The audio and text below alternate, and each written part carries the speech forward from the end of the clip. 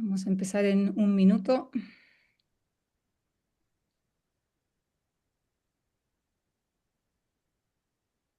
Ujú,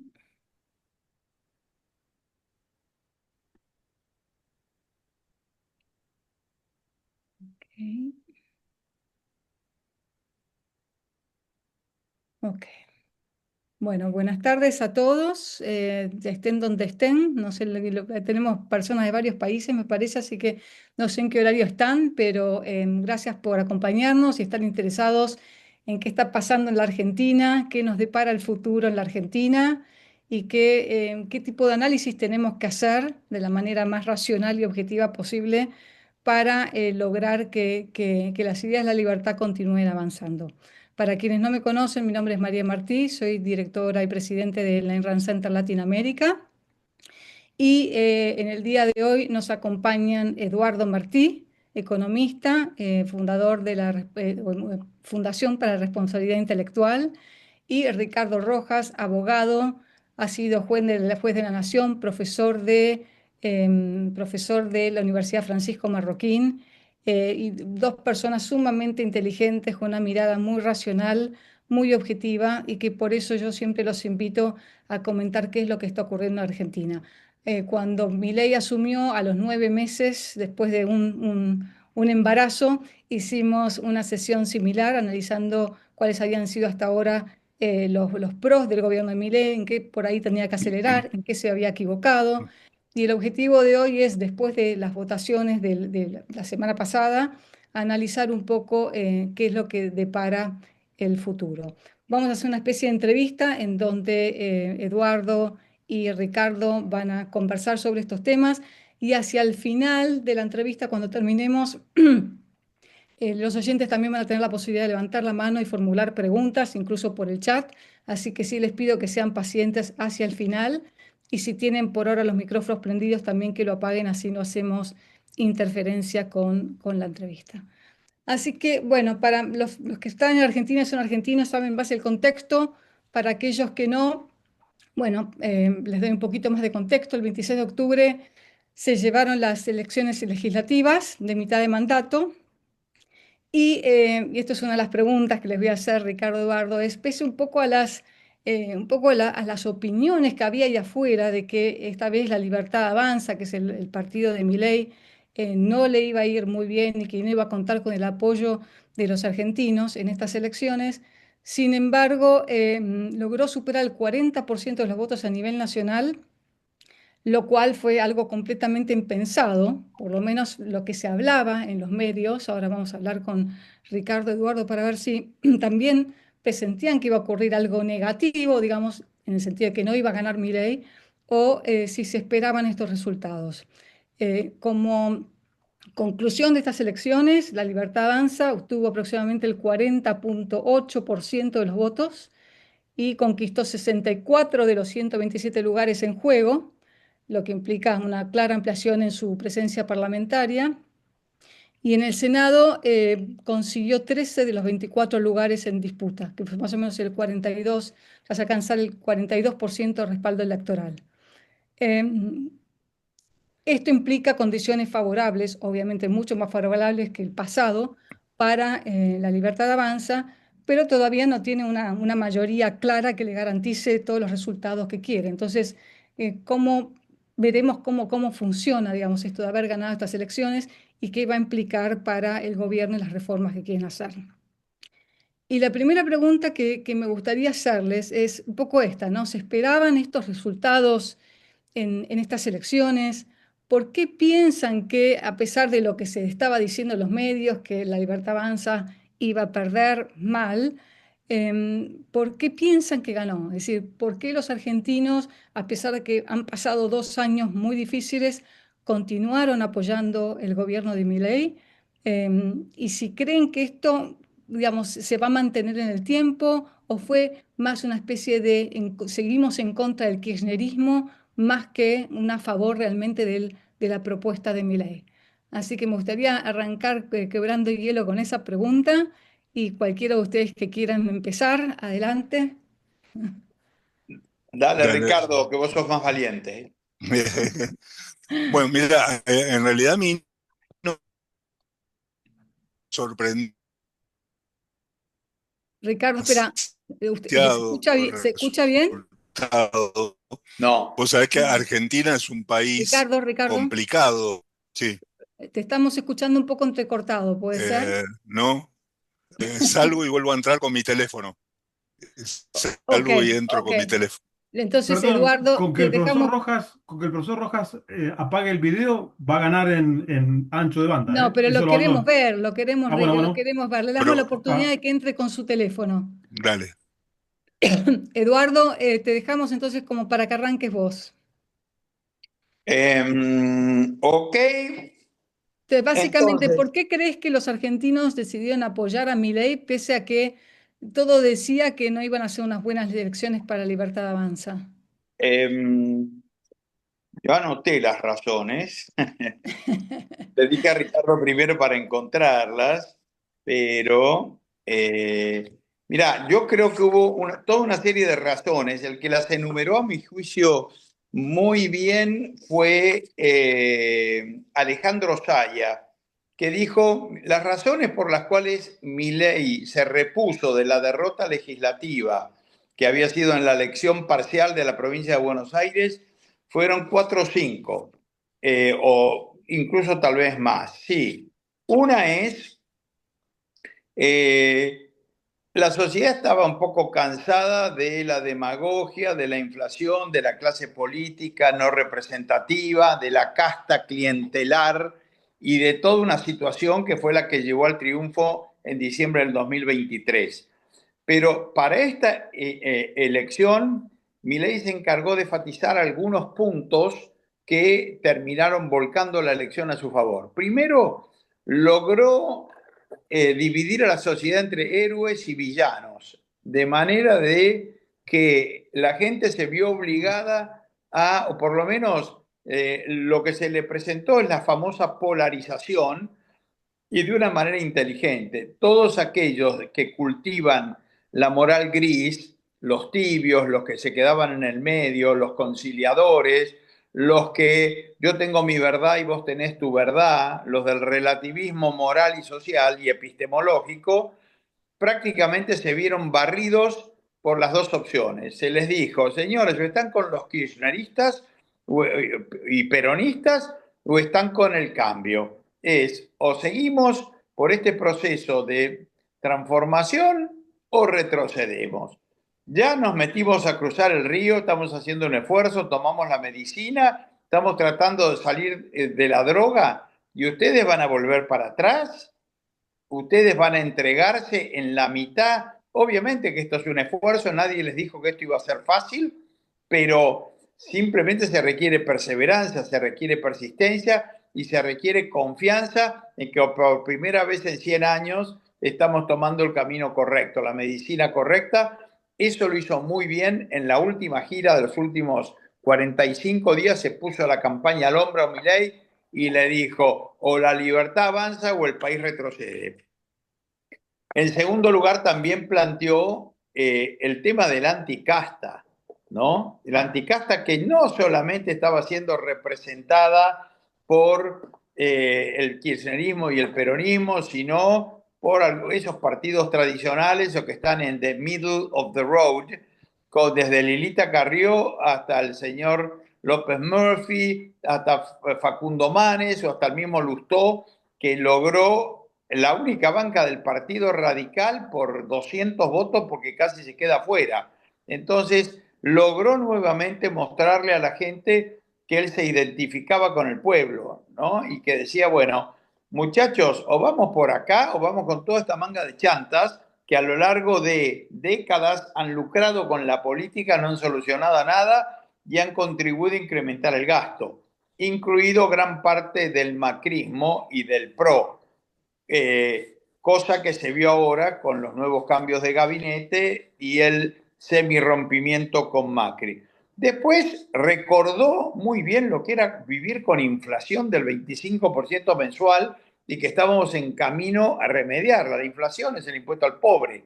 Entonces, por eso todavía un buen porcentaje de la gente más desfavorecida lo votó. Les dijo, muchachos, la inflación, todavía no la acabamos, el monstruo está más debilitado, pero hay que terminar de liquidarlo. Yo creo que un cuarto aspecto importante fue que identificaron con mucha inteligencia donde había 1, 2, 5 o 10 puntos de fraude, especialmente en el conurbano bonaerense. Y el fraude se ejercía a través del robo de boletas. Al implementar este mecanismo de boleta única, donde el elector tenía que poner una cruz con su partido favorito, no pudieron militar la elección, como decían los intendentes del conurbano. Nos sacaron esa arma. ¿Y qué quería decir militar la elección? Hacer fraude. Entonces, sencillamente le ponían la boleta al tipo en el sobre y le decían, toma, entrega esto. Entonces, acá ya no fue posible porque sencillamente el elector se encontraba con una boleta y tenía que poner la cruz en su partido favorito y favoreció la libertad en la elección. Y por último, la sensación de esperanza, la sensación de decir, che, realmente hay un camino distinto, hay una posibilidad, los frutos se están viendo de a poquito, pero estamos en el camino correcto. Y todo eso acompañado de una retórica de no hay que gastar más de lo que ingresa, no hay plata, la idea de que tenemos que eliminar el déficit fiscal y no aumentando impuestos, sino bajando el gasto. Tercero, también limitar el crédito, cuidado con eso, con el crédito. Dejemos las medidas un poco que va a querer tomar a partir para la segunda pregunta. Bien, entonces me limito a decirte eso. Esas yo calculo que son las 5 causas principales de por qué Milei ganó la elección. Perfecto. Ricardo, para agregar. Ricardo, ¿estás Ahí por está, acá? sí. Sí, ahora.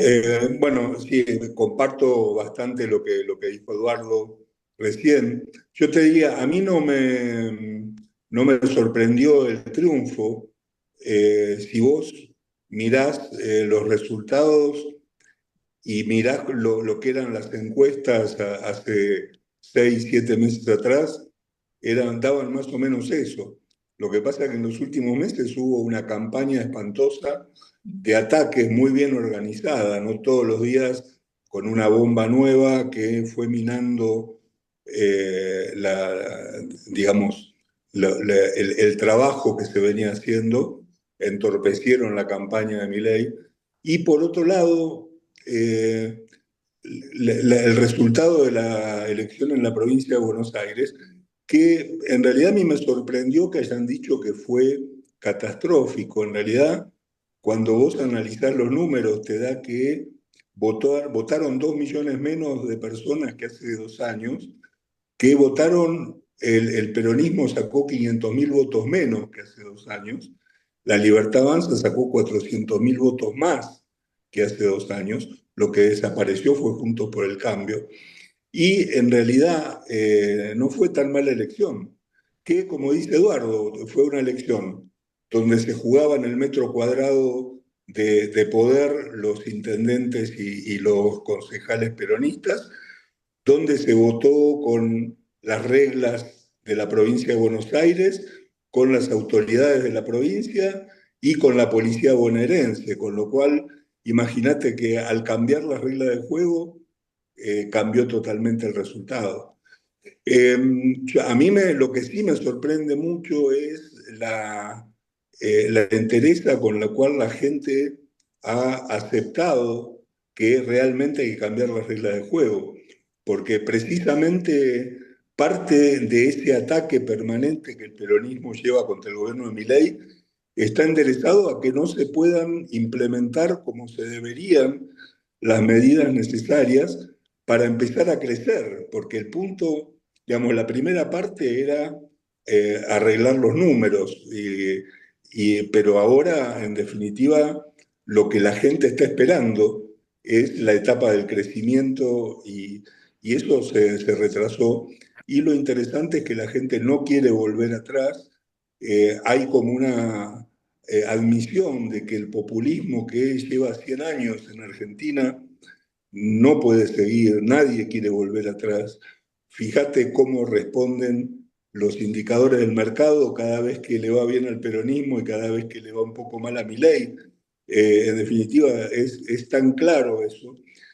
que a mí me ha entusiasmado muchísimo ver precisamente que la gente precisamente está bancando esto, que va a seguir siendo un poco doloroso, pero que uno ya empieza a ver la luz al final del túnel, porque vamos a hablar seguramente después de las medidas concretas, pero es el momento en el cual se van a poder empezar a implementar las medidas que faltan.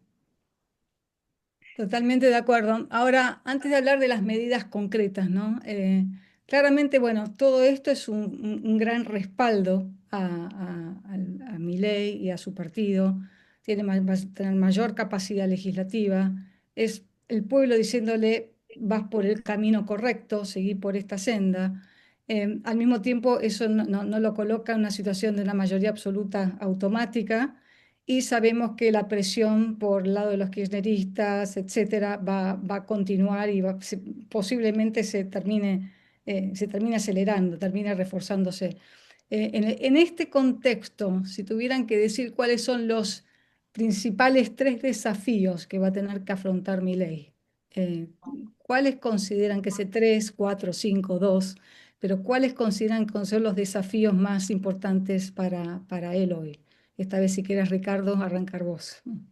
Mirá, yo creo que un gran desafío que tiene es lograr por lo menos el consenso entre los que el propio Milei decía que a los que uno más uno les da dos, esto es a los partidos más o menos razonables, porque aunque le haya ido muy bien en la elección, le falta mucho todavía para poder sancionar las leyes que necesita y realmente hacen falta reformas muy, muy importantes. Y esto lo va a lograr con acuerdos. Y Argentina no es un país fácil. Vos fíjate que los políticos argentinos, cada uno va para su lado, a nadie le interesa el país. Sí, Vos fíjate que si vos tenés un peronismo que está dispuesto a que el país se incendie con tal de voltearlo a Milei, en definitiva son lobos hambrientos. Y ese es un desafío muy grande. Eh, y vencer la desconfianza, porque vos fíjate que lo que llamaban el riesgo Cuca, eso realmente existe, es mucho más peligroso que el riesgo país. En definitiva, para que vengan inversiones a Argentina, los que vengan a invertir tienen que estar seguros de que esto no tiene vuelta atrás. Nadie va a invertir cientos de millones de dólares en un negocio a 30 años si piensa que en 2 años puede volver el kirchnerismo. Entonces, eso yo creo que para mí son los desafíos más grandes que tienen en este momento. totalmente de acuerdo. Eduardo, Em, por favor. Obviamente coincido con Ricardo en la importancia de conseguir acuerdos y conseguir que los políticos que forman parte de las cámaras de diputados y senadores aprueben las reformas, aunque también creo que más allá de la habilidad que han montado Francos o la posibilidad de que Adorni haga de buen jefe de gabinete o un ministro del Interior que logre convencer a los gobernadores, esa es la presión interna o la habilidad interna para pactar, pero también creo que hay que seguir muy fuertemente con la batalla cultural, porque esa es la que incide sobre la opinión pública, que termina diciéndole a los políticos qué es lo que aprueba la población y qué es lo que rechaza la población. Haber sacado de encima una gran cantidad de chusma política que formó por décadas parte de la casta ha sido algo grandioso y eso fue posible por el voto de la gente. Entonces, la batalla cultural es importante. Y después, obviamente, como medidas de fondo, la reforma fiscal, la reforma tributaria o fiscal, la reforma laboral. Esa iba a ser un poco la tercera pregunta. Si tuvieran que decir cuáles son las reformas fundamentales que tiene que encarar ya, digamos, no dejarlas para el final del gobierno, ahora que tiene respaldo de la gente, ¿cuáles son las reformas que consideran que son fundamentales de arrancar ya? Y la segunda pregunta es, ¿cuáles son las reformas que creen que los argentinos están esperando? Es decir, porque puede haber una diferencia entre lo que creemos aquí, que son las reformas necesarias, y qué creen que los argentinos están esperando. Por ahí coinciden, por ahí no. Así que vas a doble pregunta para los dos. Eduardo, sí, Arrancá que estabas justamente con ese tema. Bueno, no, yo creo que uno de los temas es la seguridad y Ricardo seguramente va a ampliar acá como abogado penalista. Mira el éxito de Bukele a pesar de muchas cosas censurables, el que ha logrado simplemente erradicando a las bandas y poniendo un poquito de orden de manera que la gente pueda trabajar en paz sin miedo a que la liquiden. Y después, paralelamente, el hecho de seguir en el combate contra la inflación, no emitir para financiar el déficit de gobierno, está eliminando el impuesto a la pobreza y la gente empieza a darse cuenta de que la tesis mileísta de que la emisión genera inflación es cierto. Dejaron de emitir, la inflación cae y sigue cayendo. Y al mismo tiempo bajó la pobreza. Eliminaron la brecha cambiaria, todavía no levantaron de todo el cepo, pero esa ha sido una gran medida. Bajaron el déficit fiscal o lo eliminaron y el déficit cuasi fiscal se lo encajaron al Tesoro y están repactando tasas de interés, comprando deuda cara, transformándolo en deuda más barata, lo que implica que bajó el endeudamiento público, bajaron y eliminó, o están en vías de eliminar el déficit comercial, el riesgo país, que como señalaba Ricardo recién, que simplemente por el hecho de haber logrado ganar la elección y eliminar el pánico, al kirchnerismo y al peronismo con sus ataques al derecho de propiedad y su insensibilidad social real, fíjate cómo ha bajado el riesgo país. Bajaron el déficit energético, estamos yéndose al autoabastecimiento energético para poder exportar después. Todas esas medidas han sido bastante fantásticas. En resumen, la tesis mileísta de que no se gasta un centavo más de lo que ingresa, que la manera de que no haya déficit fiscal no es aumentando los impuestos, sino achicando el gasto.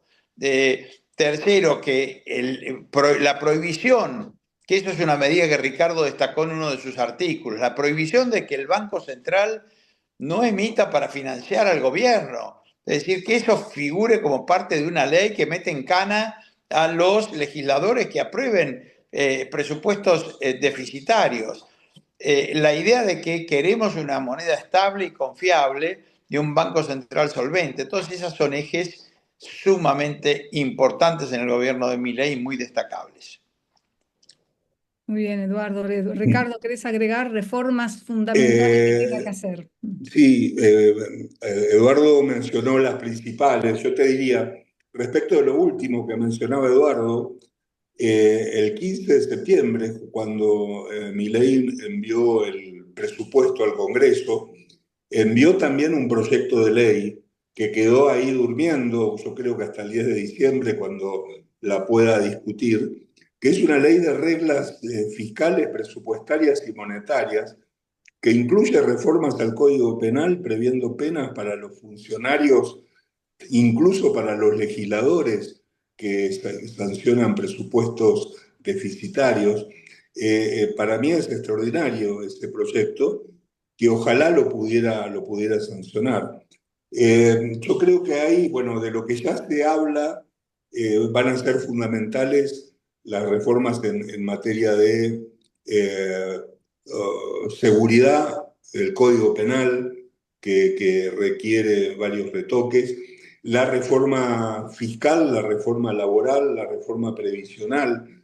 Tiene muy buenas ideas respecto de estos temas, porque no, en Argentina era impensado hacer una reforma laboral, porque tenés a los sindicatos en contra y nunca nadie la pudo hacer. La ley de contrato de trabajo espantosa que tenemos nunca se pudo tocar. Sin embargo, Milei muy inteligentemente lo que está proponiendo es vamos a agregar voluntariamente un régimen especial y con un principio básico del derecho que es el convenio colectivo especial deroga al general, con lo cual los que tengan sus propios convenios van a desplazar directamente a los sindicatos tradicionales, con lo cual no hay que hacer ni siquiera una guerra contra eso. Yo creo que hay una reforma fundamental que tiene que ver con la justicia en general. Milei tiene ahí varios temas, tiene jueces que nombrar, tiene la Corte que integrar, la Procuración General, que desde la época de Cristina que no se puede integrar, y esto es importante. Y respecto de la reforma monetaria, ¿no? Porque parece que a los liberales solo les interesa la dolarización, yo diría que no se vuelvan locos con eso. En la medida en que no se emita dinero, el peso es una moneda tan mala como el dólar, porque en definitiva la única diferencia entre el dólar y el peso es que allá hay una reserva federal y acá hay un banco central que funcionan distinto. Pero incluso yo te diría que dolarización a la tradicional tampoco, eso Milei incluso ya lo ha descartado. Milei está pensando en algo mucho más importante y mucho más revolucionario, que es ir a la competencia de monedas. Con lo cual, que cada cual elija la moneda con la que quiere transar, que eso es realmente una reforma liberal, que no la va a generar ahora, pero que debería hacerla antes de irse. Lo que no le puede dejar al gobierno que venga, sobre todo si no es liberal, es el manejo de la moneda. De modo que todas esas reformas, todas son fundamentales y para todas van a necesitar apoyo en el Congreso. Totalmente de acuerdo. Ahora, si tuviéramos, pongámonos de aquí a 2 años, ¿no? Estamos en el 2027, vienen las próximas elecciones y todos los temas que mencionaron tienen que ver un poco con esta pregunta, pero si tuvieran que decir, bueno, nos situamos en 2027, ¿cuáles serían los indicadores claves para evaluar que realmente Milei tuvo éxito en estos 2 años? Nos situamos y decimos, bueno, analicemos todos estos índices, tuvo éxito, aunque no se dieran en todos. ¿Cuáles serían esos indicadores respecto a la Argentina que venimos, de los Kirchner, a la Argentina que esperamos tener en 2 años? ¿Quién arranca? Eduardo.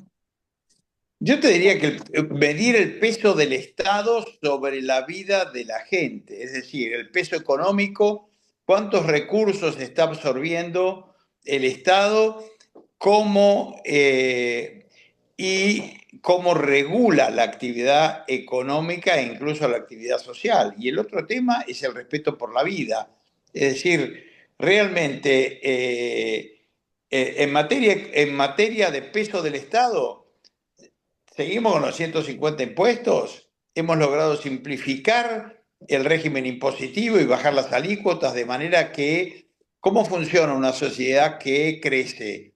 Es una sociedad donde el Estado absorbe pocos o ningún recurso coercitivo, es decir, tenemos que tratar de, si estamos en un 50 y Milei lo está bajando al 30, bueno, ir hacia el 20 o ir hacia el 10, el famoso diezmo, que la gente aparentemente tolera bien.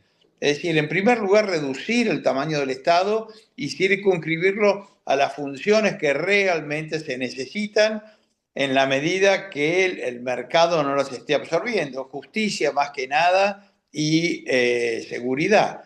Eso en primer lugar.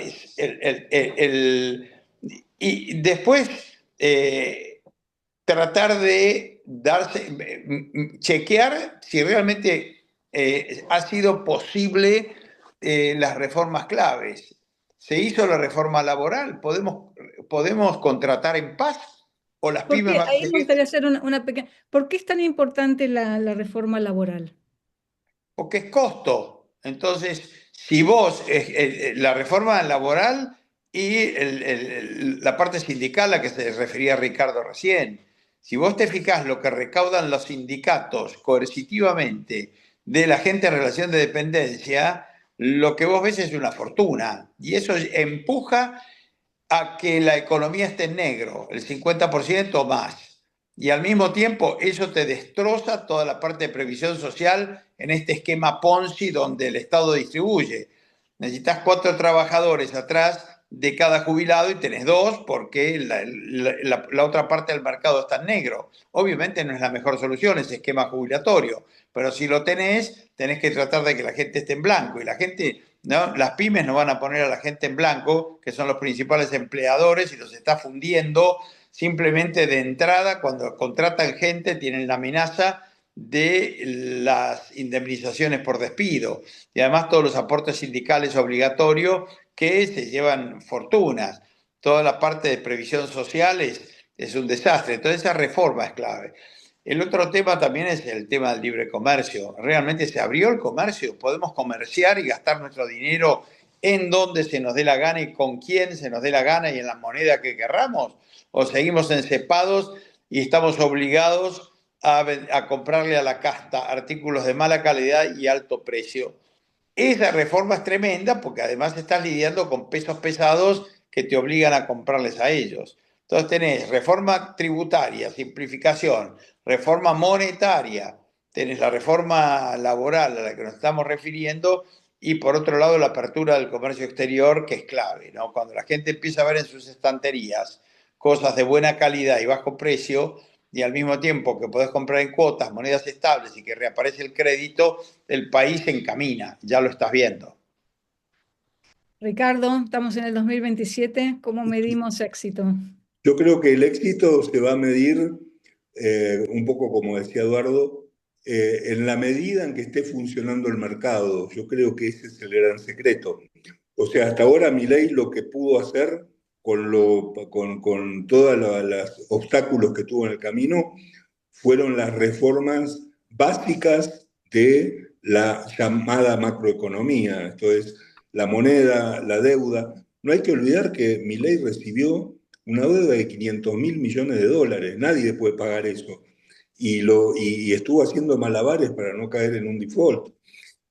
Pero yo te diría que si el 2027, a fines del 2027, está funcionando el mercado, esto significa que hay inversión de capital, que hay movilidad laboral, que hay contratación de gente, que hay una moneda estable, que hay crédito, que la gente empieza a sentir que justamente está empezando a estar mejor personalmente, que, como decía Eduardo, uno con su plata puede hacer lo que quiera, que no haya más corralitos ni cepos ni nada de eso.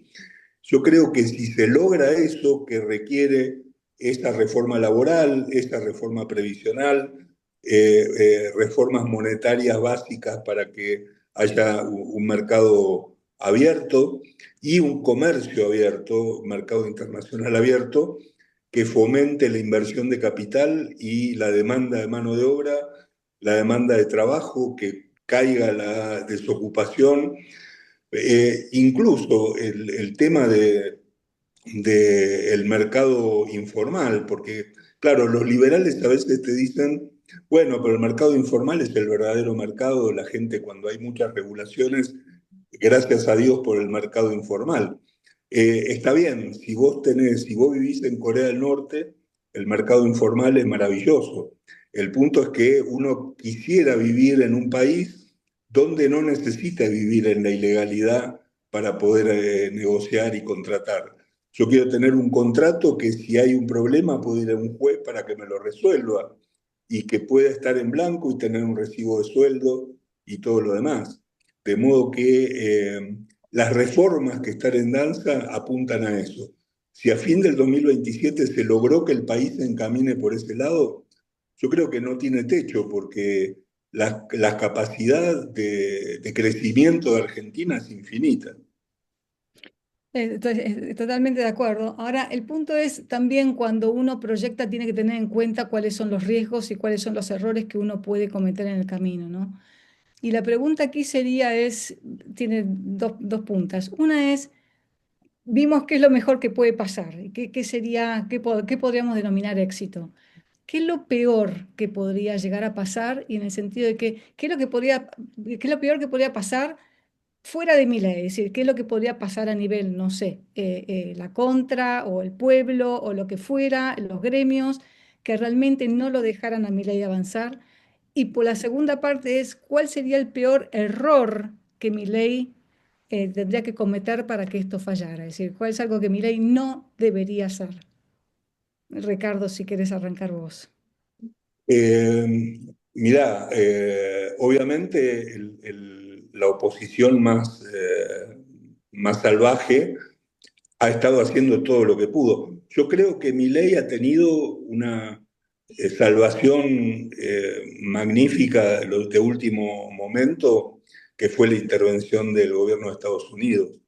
porque vos fíjate que en definitiva lo que hizo fue, hagan lo que quieran, hagan todas las operaciones que quieran, nunca van a poder operar más que el gobierno norteamericano les puede comprar los dólares que sean, le puede vender los dólares que sean, y tuvieron que dejar de lado esa maniobra. Yo creo que mientras Milei siga teniendo el apoyo económico de Estados Unidos y otros países, la posibilidad de operación, por lo menos desde el punto de vista económico, van a mermar mucho. Obviamente van a seguir porque eh, los kirchneristas no tienen otro destino. Obviamente nunca van a trabajar, con lo cual es seguir tirando piedras o morirse, ¿no? La van a seguir a muerte. En el caso de qué es lo que Milei podría hacer mal, y lo que podría hacer mal, que espero que no lo haga, no creo que lo haga, es desviarse del rumbo que fijó cuando asumió el gobierno. Digamos, volverse político y empezar a tratar de manejar las variables como hacen los políticos y buscar atajos. Y en realidad creo que la brutalidad con la que Milei inició las reformas es lo más destacable que tiene Milei y debería seguir por ese camino. Si se desvía, la gente lo va a empezar a percibir como un político más, y eso es lo peor que le podría pasar. Por eso creo que tiene que seguir por el mismo rumbo, y si sigue por el mismo rumbo, creo que le va a ir bien. Perfecto. Eduardo. 100% de acuerdo con Ricardo. Lo peor que le puede pasar a Milei es convertirse en un Macri, en un middle of the road, que pierda sus convicciones, que le agarre miedo y que empiece a desconfiar de sus propios razonamientos. Milei tiene que ser el mismo y afirmarse en sus convicciones. Tiene que creer en la libertad, que es lo que lo ha impulsado como partido político. El título que le puso a su partido es La libertad avanza, es magnífico. Basarse en la defensa de los derechos individuales, que los ha recitado muy, muy bien, y atarse a sus convicciones, de achicar el Estado, de favorecer las libertades individuales, no ceder ante la casta. Un pequeño llamado de atención fue para mí su viaje a Ushuaia y el respaldo que le dio a un empresario de la casta que tiene allí protección. No sé el contexto en que fue dicho esa frase, pero obviamente las presiones son enormes a nivel gobierno y obviamente hay que hacer algunas concesiones políticas, pero yo creo que el gran éxito de Milei está en ser el mismo, atenerse a sus convicciones y seguir luchando raudamente sin escuchar los cantos de sirena que lo tratan de desviar o frenar, diciéndole nada, hace concesiones o tenés que hacer alianzas o no podés ser tan extremista o tenés que moderar tu vocabulario por cuestiones gramaticales o sí, tal vez no sea la mejor virtud de Javier, pero las convicciones son los que la gente termina votando y lo que le da sustento. La gente quiere audacia en las reformas. Realmente se ha cansado de 100 años de mediocridad, entonces lo que espera del presidente, y por eso lo apoya, y por eso lo ha votado en forma tan inesperada, es que sea valiente, que se anime y que cumpla este mandato salvaje que las fuerzas del cielo le han mandado, y que el tipo se la juegue y nada, y que nos deje después de 2 mandatos un país estabilizado y en marcha, sin haberse movido un ápice de sus convicciones. Y eso creo que es importante, ¿no? Bueno, Rand decía, ¿no? Que si queremos realmente generar cambios a nivel político y económico, el único camino es generar un cambio en la filosofía de la mayoría de la gente, ¿no? En sus convicciones morales y sus convicciones, a partir de ahí sus convicciones políticas. Y una de las cosas que siempre, Ángel, las preguntas las vamos a dejar para el final de la entrevista, así que no, seguí con la mano levantada, pero lo vamos a dejar para dentro de un ratito. Em, una de las cosas que nos ha llamado la atención de Milei, que creo que es el único político, por lo menos en mi memoria, que habló de principios, y principios que no hablo de filosofía en particular, pero son principios filosóficos. Y no lo vemos eso en ningún otro político, ni siquiera en Trump, que decían, bueno, viene de un país que está basado en una filosofía en particular, nunca lo hemos mencionado, principios filosóficos. Y creo que es parte de lo que convenció a los argentinos, ¿no? Empezar a decir, bueno, realmente tenés derecho a tu vida, tenés derecho a tus decisiones, tenés derecho a comerciar con quien quieras, etcétera. Y parte de por ahí mi miedo es que metiéndose un poco en esta vorágine política, económica, que deje un poco de lado ese speech filosófico, que creo que en definitiva la gente vota también por, quiero algo moral, quiero votar por alguien que es moral, y creo que eso es gran parte de lo que presentó él. Entonces, la pregunta que yo les diría es, si tuvieran una audiencia privada con Milei en la cual tuvieran la oportunidad en 5 minutos o en 3 minutos de decirle, Milei, no podés dejar esto de lado.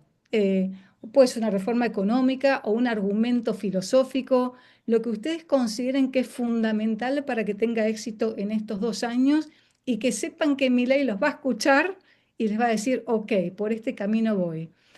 ¿Qué consejo, puertas cerradas, le darían a Javier Milei para los próximos 2 años? Si tuvieran que, le pueden ser 1 o 2 consejos, pero lo importante de hacerlos poquitos es que tengan que elegir lo que ustedes consideran que es lo más importante. Así que, ¿quién se anima a hablar con Milei primero? ¿Querés que vaya yo, Ricardo? Dale. No, mira, obviamente es un poco presuntuoso ir a decirle a Milei lo que tiene que hacer. Creo que él lo sabe bien.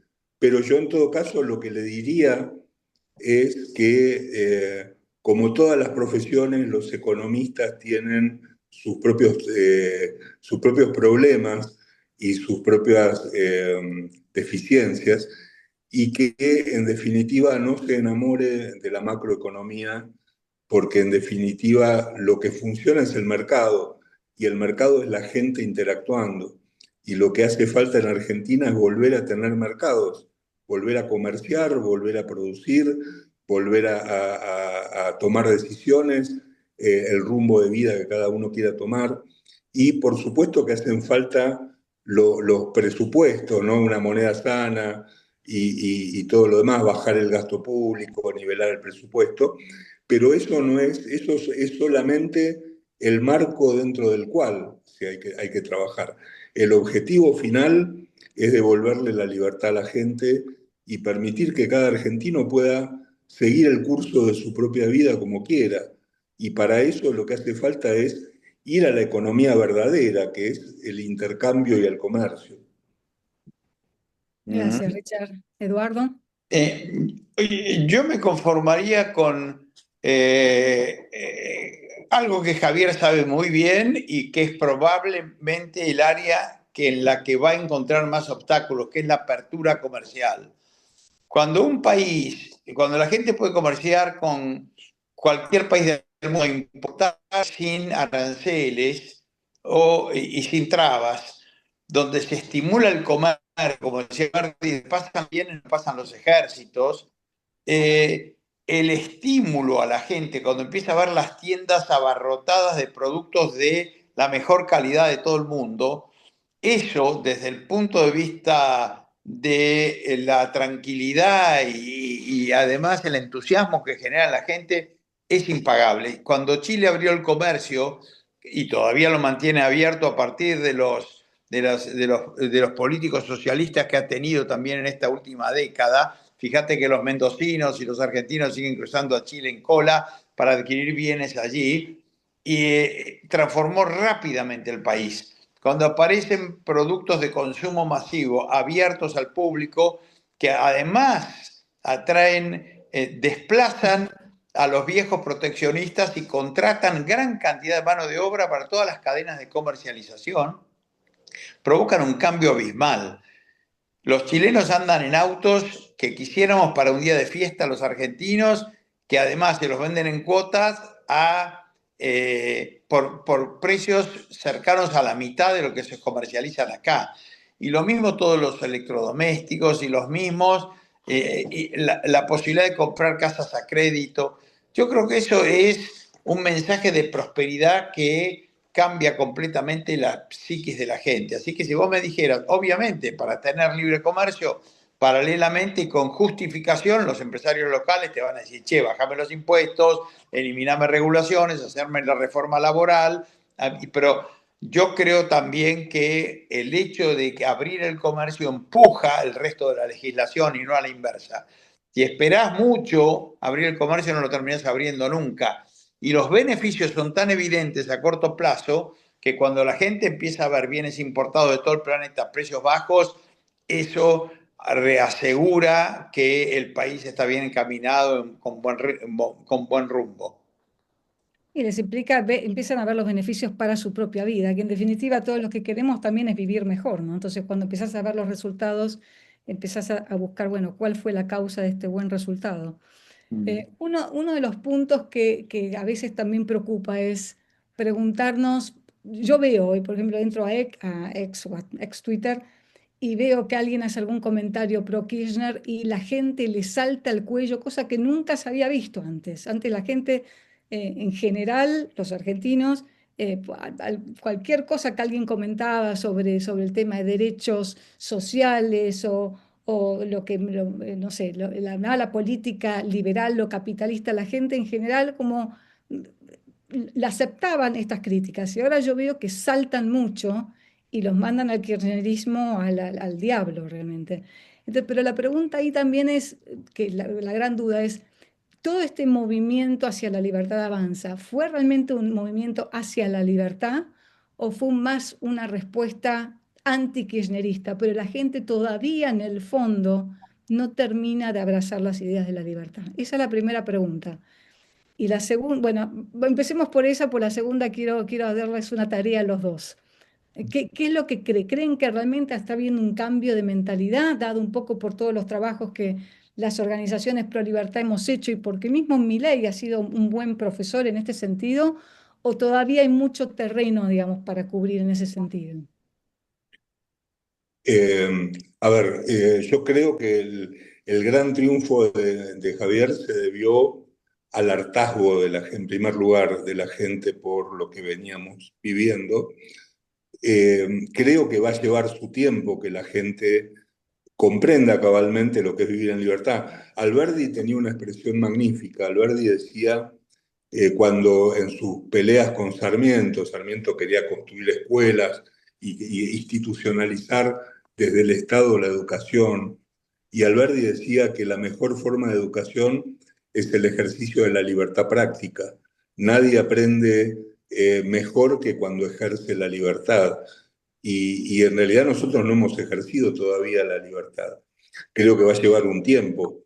Todo digamos, la parte de difusión, la llamada batalla cultural, una expresión que a mí no me gusta mucho, pero digamos que esa lucha por las ideas ha servido y seguirá sirviendo seguramente, pero me parece que va a llevar un tiempo hasta que la gente internalice los beneficios de vivir en el capitalismo.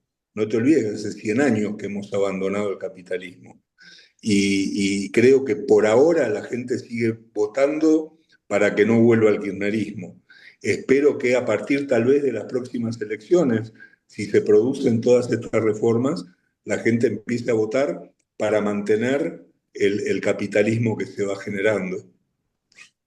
Gracias, Richard. Eduardo. Sí, yo creo que la mentalidad tribal es difícil de desterrar. Y, viste, la gente viene de 10.000 años de pertenencia a la tribu porque el tipo aislado se moría porque lo atacaba Atila o se lo comían los tigres o los leones. Entonces, en general, la tendencia a formar parte de un grupo que te proteja, la sociedad tribal o el kibutz mismo, es un apego de protección, un colchón ante la realidad con. Entonces, la individualización, la idea de que cada individuo se mete adentro de sí mismo y busca su felicidad personal y no usa a los demás como colchón ante la realidad, sino que ejerce relaciones de seducción y de contrato con los demás, no de sometimiento al estilo de El rey que me protege o Atila, a quien tengo que obedecer o a quien le debo mi vida, mi propiedad. Es decir, el proceso de individualización, de independencia, implica hacerse cargo de la propia vida. A mí me gusta esa frase de Borges que dice: la libertad es el espacio que requieren las almas. El alma argentina casi no requería espacio, entonces lo ocupaba en general Perón, Perón, qué grande sos, o el caudillo de turno, de Juan Manuel de Rosas hasta los caudillos provinciales.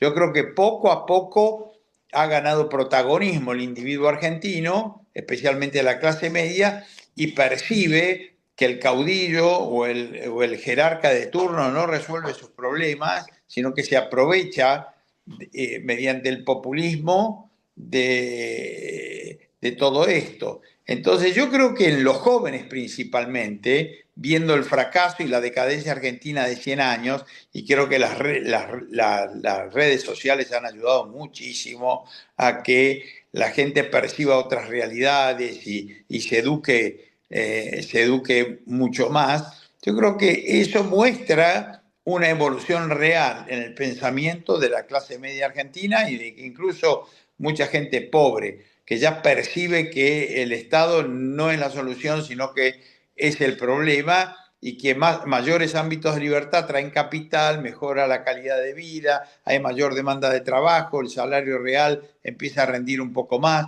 Entiende que estamos en una transición difícil, pero creo que todo eso de a poquito se está haciendo carne.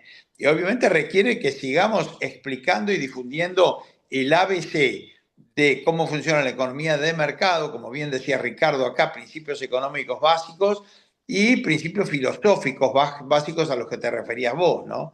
Es decir, la importancia de la mente humana, la importancia de la productividad y las virtudes de carácter que hay que desarrollar, la actitud emprendedora hacia la vida, el tema de la responsabilidad, de la honestidad. Hay que seguir enfatizando esos valores y creo que a veces tardan, pero siempre llegan. Está perfecto. Ahora me gustaría que terminaran los dos tienen cadena nacional, los escucha toda Argentina o toda América Latina si les gusta más. Eh, Tienen el micrófono en mano y tienen la posibilidad de hablarles a los argentinos durante 3 minutos, diciéndoles un poco lo que consideran, por qué es importante que sigan apoyando la libertad, por qué es importante que sigan tratando de profundizar en los argumentos detrás de la libertad. Porque yo veo que por ahí mucha gente dice: me gusta la libertad, pero cuando llega el momento de debatir o tratar de contraponer un argumento más colectivista, como que te faltan los argumentos, y a veces los argumentos son fundamentales para poder defenderse. Entonces, ¿cuáles son los argumentos en los que tiene que profundizar? ¿Qué lecturas les recomendarían como para pensar justamente a fundamentar esta libertad? Ya no desde porque sí o porque me gusta o porque mi ley lo dice, sino con conocimiento de causa, que digamos, estos argumentos a largo plazo van a hacer que la libertad gane, no solamente esté mi ley o no esté mi ley. Entonces, si tuvieran esos 3 minutos para dedicarle a las personas, decir, bueno, ¿qué les recomiendan? ¿Qué mensaje les gustaría dejarles en este breve webinario? Me gustaría que aprovechen esto para pensar justamente cuál sería ese mensaje y esa recomendación. ¿Quién quiere, quién quiere comenzar? Eh, bueno, lo mío va a ser un poco brutal. Yo lo que le diría a la gente es que tome conciencia de dos o tres cosas. En primer lugar, que cada uno es el gobernante de su propia vida. No hay caudillo, no hay ni siquiera Milei. Nadie es el que tiene que decidir por la vida de cada uno, sino que es cada uno el que tiene que decidir sobre su propia vida y que tiene que decidir su propia vida sabiendo que las demás personas no son material para su propio provecho, es decir, que cada uno tiene que vivir de su propio esfuerzo y tratando con los demás en forma voluntaria. Si entiende eso, se va a dar cuenta que de algún modo el gobierno es una discusión secundaria. El gobierno es mucho más peligroso que útil. Y justamente lo grande que tiene Milei hoy es que le ha quitado esa piedra pesadísima que tenían todos los argentinos sobre la cabeza que era el Estado, y puede el Estado brindarle unos pocos servicios, pero vos fíjate que cuando la gente habla de que el gobernante es el mandatario, y lo dicen con pompa, ¿no? El presentador oficial en la Casa Rosada dice, hace su ingreso el primer mandatario. El mandatario es el que hace un negocio en nombre del dueño del negocio, que es el mandante. Los mandantes son las personas, el mandatario es simplemente un empleado. La Constitución argentina hablaba originalmente del presidente de la República como un empleado y por lo tanto no creo que haya que darle tanta importancia al gobierno. Es peligroso y por lo tanto hay que tener cuidado con el gobierno, pero no esperemos que Milei resuelva los problemas nuestros. Los únicos que podemos resolver nuestros problemas somos nosotros mismos. Y cada uno tendrá que ponerse las pilas para encarar su propia vida de manera productiva y para salir adelante. Lo único que le puede pedir al gobierno es que no lo moleste y que lo deje trabajar en paz. Buenísimo, buenísimo mensaje y más allá de todos los libros que Ricardo escribió, que recomendamos la lectura, son muchos como para mencionarlo, nunca conocí a alguien más productivo escribiendo libros que Ricardo, pero si después querés recomendar algún libro en particular para empezar, ¿cuáles serían esos libros? Eduardo, tu mensaje al pueblo argentino. Siguiendo en la línea de lo que decía Ricardo, es hacete cargo de tu propia vida y no le pidas al gobierno que te solucione los problemas, pedile que no te haga sombra, que te deje en paz, que te deje trabajar en paz. Como le decían al ministro Colbert cuando decía, ¿qué puedo hacer por ustedes? Laissez-nous faire, laissez-passer, déjenos trabajar en paz, déjenos comerciar en paz, no nos moleste. Entonces, eso implica responsabilizarse por el propio destino y pagar las consecuencias de los errores que cometemos, pero al mismo tiempo disfrutar de las mieles de los aciertos que tengamos. Entonces, es una vida tal vez menos protegida, pero es una vida que vale la pena ser vivida, una vida donde no hay imposibles o donde simplemente implica meterse para adentro, pensar, convertirse en una persona productiva, tener algo para aportar, de manera que nos manejemos con los demás comercialmente, pensar un poco en grande. Estos eslogans de los grandes emprendedores, ¿no? Que hace que cuando nos vamos al tacho después de una vida larga y próspera, digamos, I did it my way, como hacía Frank Sinatra, decía, yo lo hice a mi manera, y entonces valió la pena una vida productiva y no andar pidiéndole limosnas, ni que nos proteja, ni que nos cuide, como me decía Macri. No necesitamos que nadie nos cuide, necesitamos que nos dejen en paz, que nos dejen comerciar en paz, y obviamente necesitamos un aparato de justicia y de seguridad interesante que ojalá pueda proveerlo el mercado, visto la ineficiencia muchas veces y a menudo del sistema de justicia o el sistema policial. Pero en principio ese sería el mensaje. Y un mensaje un poco más romántico es el mensaje que nos da Cervantes en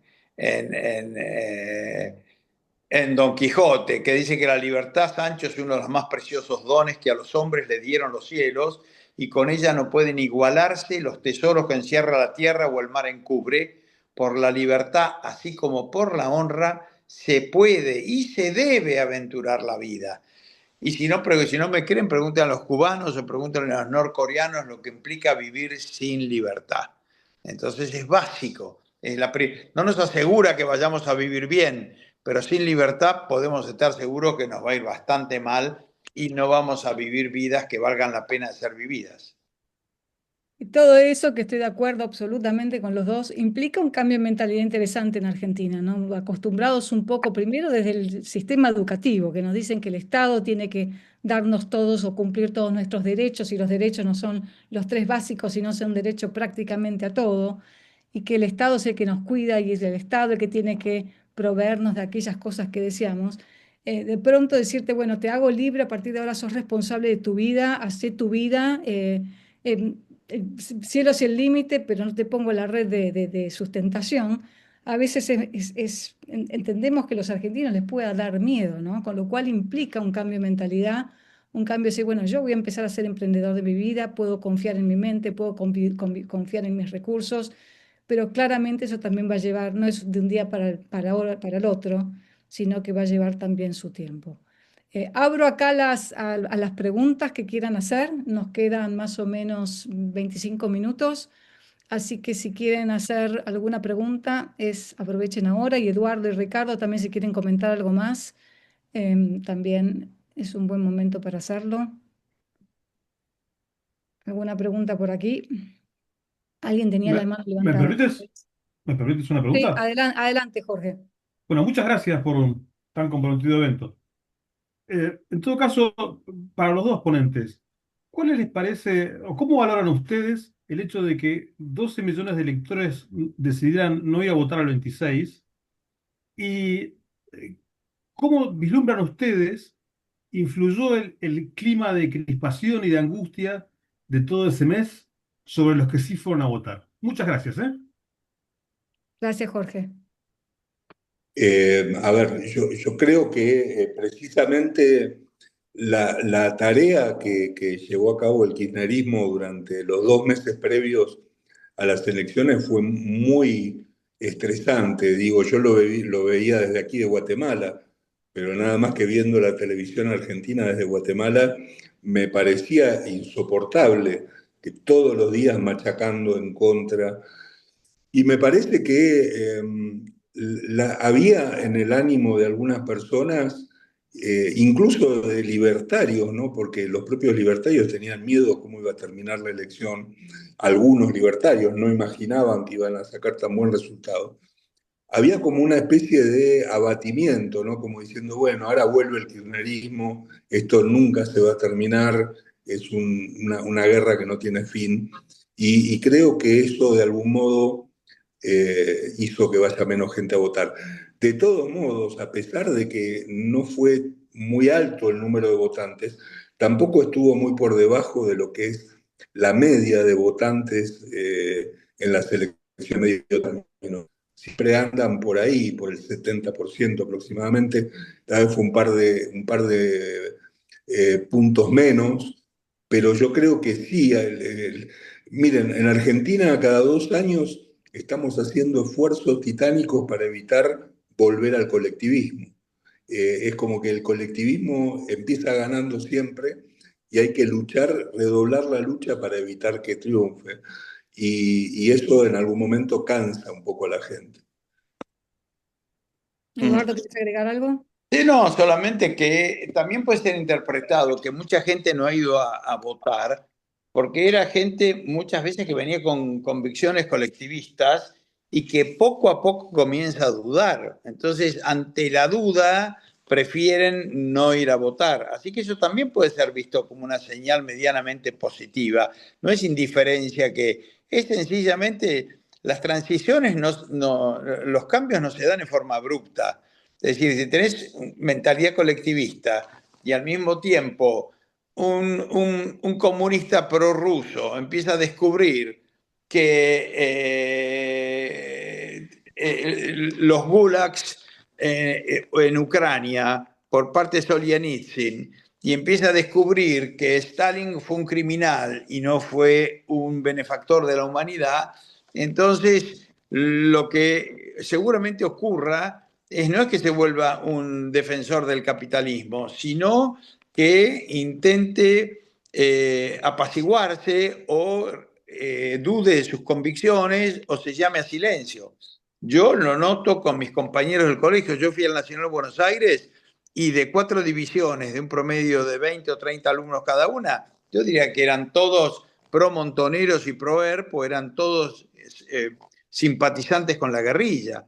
Y de ese momento al momento actual debe quedar un 30 de los 120 deben seguir siendo simpatizantes de Firmenich y Abal Medina y Ramos, pero de los otros 90 se ha producido una transformación, que realmente son liberales convencidos que están a favor de la libertad. Ahora 30, tenés unos 30 liberales socialdemócratas y tenés unos 30 más urdelis, pero han perdido combatividad. Entonces los procesos son graduales. La gente a veces pasa también por momentos de duda, de decir, bueno, estuve defendiendo estos ideales durante años y no dieron resultado.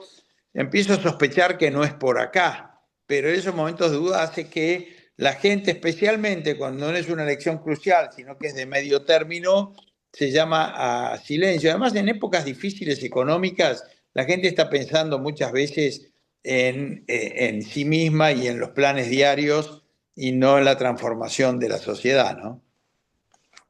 Aquí pregunta Craig que también hay un miedo un poco que Milei se vaya un poco para un poco la derecha conservadora, ¿no? Dice, ¿qué influencia tienen los fachos? Yo repito la pregunta acá. Los fachos católicos dentro de la administración de Milei, y menciona precisamente a Laje.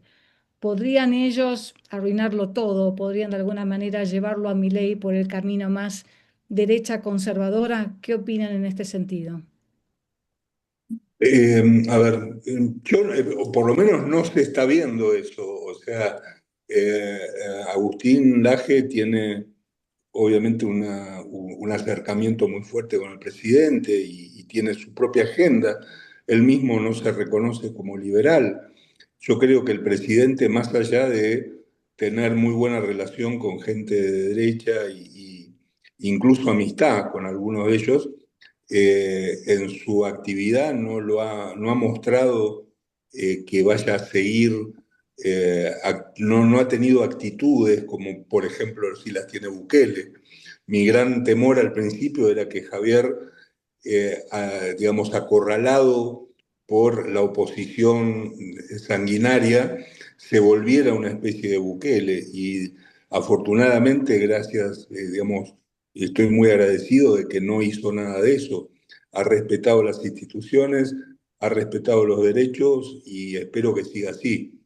Eh, de hecho, su rompimiento con la vicepresidente de algún modo dejó aparte de la derecha más rancia del otro lado, ¿verdad?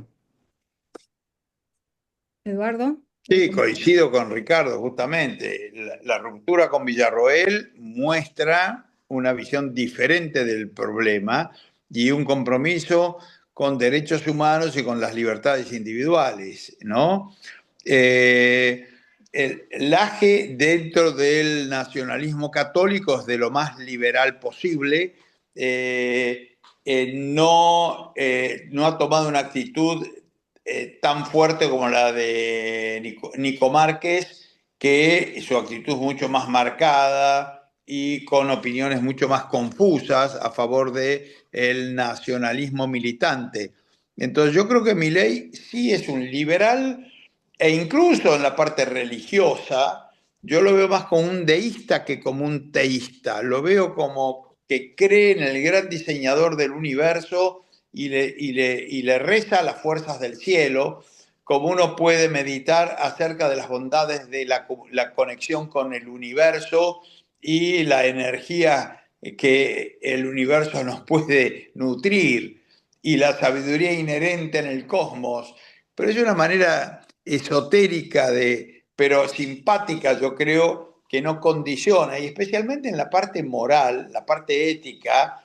Milei no es un cultor del sacrificio humano por la patria o por el bien común. Milei es un individualista, es un defensor del capitalismo y es un defensor de los contratos. Y Milei admira a los grandes empresarios, desde Elon Musk hasta Steve Jobs, y al self-made man, a la gente que se hace a sí mismo. Entonces yo creo que su sense of life es correcto. Entonces podremos discrepar acá o allá, pero la visión general que tiene Milei de la vida y de la libertad es gloriosa. Entonces eso garantiza que vayamos bien. Vos nos dijiste qué le qué le diría el presidente. Yo me olvidé de un deseo. Yo creo que el presidente lo tiene que poner a Rojas en la Corte Suprema de Justicia. Y eso sería un extraordinario logro para la Argentina y una garantía de que estaríamos muy bien resguardados de semejante posición. Es un pedido no mío, es un pedido de todos los liberales argentinos que lo contemplen a Ricardo, un intelectual de fuste valiente y además con un coraje tremendo, que garantizaría el derecho de propiedad, el derecho a la vida, el derecho a la libertad por generaciones por venir, porque si Dios quiere va a tener 50 años en adelante. Así que Ricardo, brindo porque eso ocurra. Un salvavidas de plomo me mandás. Vamos a asegurar que le llegue esa información a Javier Milei. Daniel, adelante. Hola, Daniel. No te escuchamos, te tenés que desmutear. Todavía no. No. A ver. No te escuchamos todavía, Daniel. A ver. ¿Vos lo podés desmutear? Ahora, Ahora ahora, sí, ahora sí. ¿qué tal? María, Ricardo, Edu, ¿Qué un tal? gusto Tal. retomar el contacto. Ricardo, ¿cómo ves la posibilidad de avanzar en la reforma del Código Penal, bajar edad de imputabilidad, aumentar penas? Mirá, yo creo que tiene bastantes posibilidades. Vos sabés que en los últimos años se hicieron varios proyectos de reforma del Código Penal, uno peor que el otro, y en realidad ahora este nuevo proyecto va más en sintonía con lo que la gente está pidiendo, y creo que, digamos, dentro del paquete de lo que se está negociando, es muy probable que entre. Me parece que hay un consenso en la baja de la imputabilidad, porque en definitiva el problema no es desde cuándo alguien es responsable penalmente, sino de qué modo lo vas a tratar desde el punto de vista penal a ese chico al que lo trata. Porque lo peor que puede pasar es que sea impune y no tenga ningún tipo de solución. Entonces vos no es que lo vas a tirar en una prisión para que se pudra, en definitiva vas a generar regímenes especiales, pero los vas a poder controlar. Y creo que en eso hay un consenso bastante grande, ¿no? Y la gente además está empujando en ese sentido. Ok, gracias. Gracias, Ricardo. Gracias, Daniel. Algunos comentarios acá del chat creo que más o menos fueron respondidos. Claramente no es que cuando estamos discutiendo acá que compartamos completamente los fundamentos filosóficos, por lo menos en mi caso, supongo que el de Eduardo, no sé, Ricardo, por los cuales mi ley avanza con la libertad. Es decir, podemos estar de acuerdo en cuáles son las medidas que hay que tomar, pero no necesariamente en cuál es el fundamento principal detrás de esas medidas. Y eso un poco responde, creo, un poco a la pregunta de Jimmy, es, puede ser que mi ley esté con las fuerzas del siglo y demás, no consideramos nosotros que sea el fundamento detrás de la libertad. Pero realmente es lo mejor que podemos tener, es alguien que avance con la libertad, que sea individualista, más allá de que no compartamos todos los fundamentos.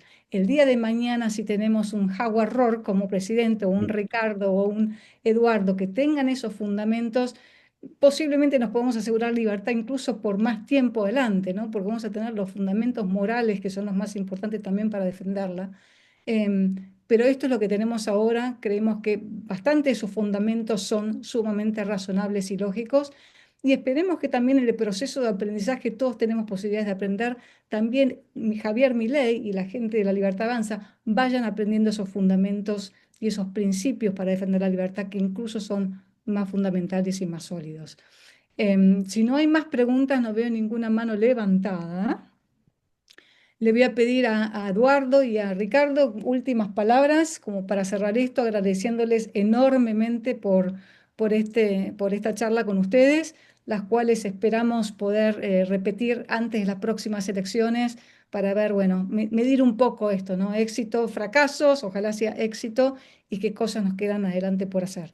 No, Pero lo único Mary, para confiar, sí. yo soy muy optimista. Creo que por primera vez en mucho tiempo veo un gobierno muy bien orientado que va a contribuir a traer prosperidad al país. Inversiones, espíritu emprendedor, y va a sancionar las leyes correctas, va a desregular, va a abrir, y va a permitir que los mercados florezcan. Entonces, yo creo que el periodo que nos viene por delante para vivir, ojalá sea décadas, es un periodo de florecimiento a nivel individual y a nivel social. Creo que el país va a despegar. y ojalá nos acompañen en todo ese proceso de crecimiento y de bonanza nuestros hermanos latinoamericanos, de manera de volver este continente el continente de la libertad. Yo creo que eso sería glorioso y sería un ejemplo para el mundo, ¿no? Y al mismo tiempo nos divertimos nosotros en las décadas o años que nos queden de vida. Gracias, Eduardo. Ricardo, últimas palabras. Sí, coincido. A ver, Milei a lo mejor para mucha gente no sea lo perfecto, pero es lo mejor que hemos podido conseguir. Yo creo que a cualquier liberal que le hubieran dicho hace 3 años atrás que iba a haber un presidente que hiciera la mitad de las cosas que hizo Javier en estos 2 años, no lo hubiera creído. Y esos son los problemas que tiene la representación, ¿no? Cuando el gobernante representa a la gente, debería haber 40 millones de modelos de gobernantes porque cada uno tiene el suyo propio. Y en este contexto creo que Milei es lo que más se acerca a defender las ideas de la libertad en un ámbito tan duro como es la política, que muchas veces es más folclore y publicidad que ideas. Y sin embargo, Javier logró introducir el folclore que le permitió ganar elecciones, pero también está metiendo las ideas, con lo cual yo soy bastante optimista para el futuro. Espero que tenga 2 años muy buenos que le permitan ir por 4 más. Muchísimas gracias, Ricardo. Me encanta que los dos sean optimistas y bueno, parte del optimismo es ver también que esta mentalidad argentina poco a poco también va cambiando, ¿no? Porque creo que hace 10 años atrás no hubiéramos tenido ninguna chance de poner ahí en el mercado algunas ideas liberales y ahora estamos aquí. Así que vamos por más. Muchísimas gracias a los dos por esta charla sumamente fructífera y gracias a todos por acompañarnos. Vamos a subir esta charla también a nuestro canal de YouTube. Así que si alguno quiere sacar algo más de ahí o repetirla, ahí la van a tener para volver a escuchar. Muchas gracias a todos y nos vemos. Gracias, Mary. Gracias, Gracias, un gusto, Ricardo. Gracias, nos vemos. Chao, chao. placer. Chao, Daniel. Adiós. Chau, Edu, Ricardo, chau, Chao, nos María. vemos. Adiós.